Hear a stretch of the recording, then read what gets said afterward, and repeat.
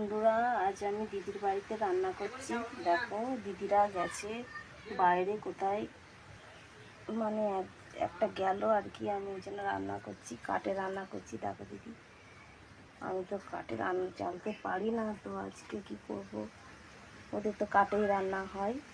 আর দিদি দুদিন ধরে বলছে মাছ খায়নি, তো ওরা মাছ ছাড়া ভাত খায় না, মানে ভাত খেতে পারে না। আমরা হলে যাই দিয়ে খেয়ে নিই, কিন্তু ওরা মাছ ছাড়া খায় না। তাই এই যে মাছ নিয়েছে, আমি বেছে ধুয়ে রাখলাম। আর আমি ঠিকমতো তরকারি করতে পারিনি, ওরা আসুক, যদি ওরা তরকারি করতে পারে তো আমি ভাতটা করে রেখে দেবো এখন। ভাতটা একটু নাড়বো, ভাতটার জন্য একটা হাতা নিয়ে আসছি। তো বন্ধু, আজকে ভালো করে ভিডিও ছাড়তে পারছি না, খুব বিপদ ঘরে, সেই জন্য তো দিদির বাড়িতে এসে আছি। তো আজকে দেখি যদি বাড়ি যেতে পারি তো যাবো, না বাড়ি না গেলেও আমাদের মতো গরিব মানুষ কী করে চলবে।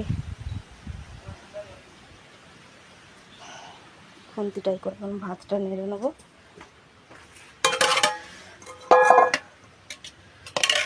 তো বুঝতেও পারছি না যে হয়ে গেছে কি হয়নি, এরাও আসে না, মানে একটু ভাতটা আর কি কন্ট্রোলে চাল তো,